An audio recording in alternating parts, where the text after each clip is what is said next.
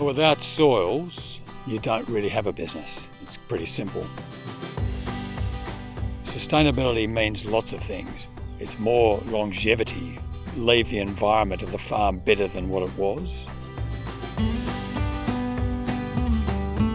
We've been supplying greenhams for about 12 to 13 years. I'm the sixth, and my son Lachlan, who's 19, is the seventh. So I'll call it seven generations, and we started here in 1823-24.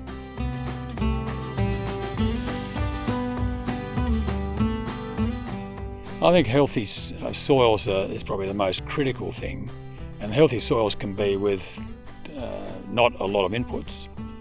It's basically to see what's happening in the underneath the grass, and if you've got that right, then if you've got a healthy environment there, the grass will grow.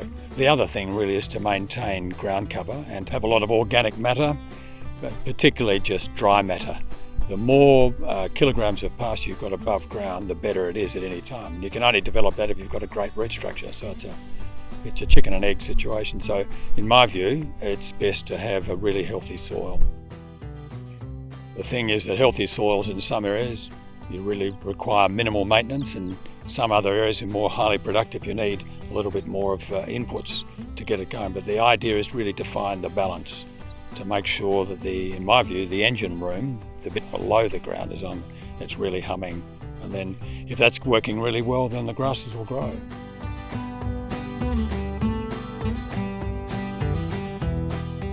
We've been doing soil tests for 50 odd years. Surprisingly, it hasn't changed much at all. Slight improvement, even though we're actually producing more. We test soil quality a number of ways. One by soil tests, which means taking samples on a paddock or representative samples and then sending away for analysis. And then you get a raft of data back, which helps you determine whatever you want to do with that particular paddock. Or you use spike to see how friable the soil is, by how easy it is to push into the ground. The metrics we use to see how we're progressing and how successful we are in this case is primarily EBVs, estimated breeding values.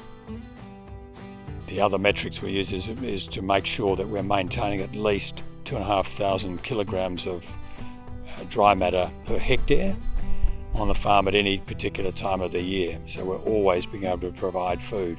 It's one thing to have the genetics, and one thing to have that coded into how you want to produce your animals in the future. It's another thing to have food. So they're both pretty important for me.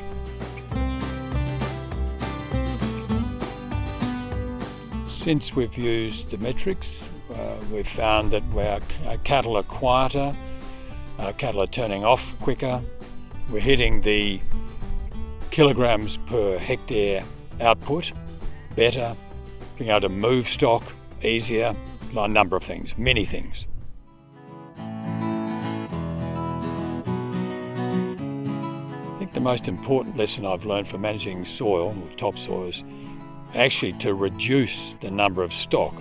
We reduced the number of stock about 10, 12 years ago, took a bit of a punt, thinking that it'd be quite damaging to our financial bottom line. And in fact, actually, we got more output per animal and we were retaining more pasture. So that was the start. All I want to do is keep on improving on that, as well as anything to do with the natural erosions or other issues on the farm that we need to give attention to stop any topsoil erosion. The challenges for anybody in either for grasses or for soil maintenance is basically making sure they really understand what their farm is, really understand what the soil type is and how far you can take that. Use that as a prescription then for how you manage it in future. Each block of ground has a different prescription. Some you may have to plough, you don't want to, but mostly you try and do minimal tillage, but there are lots of things that can do that. So understanding the country that you're in.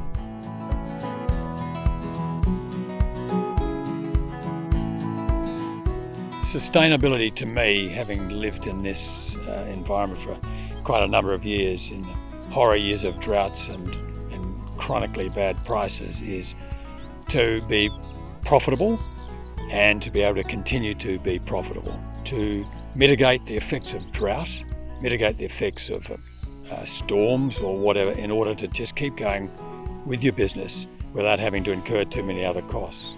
That goes hand in hand with all the productivity issues that you're trying to do on your farm as well, grass and soil.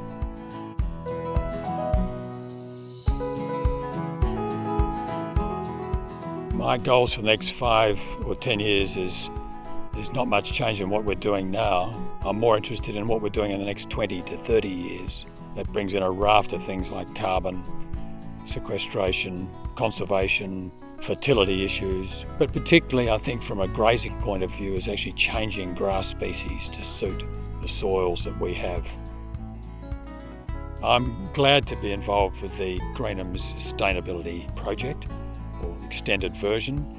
I think it has a chance to really put premium produce up into the minds of the consumer, and also for us it gives us a practical basis of what to improve on our land and for our livestock.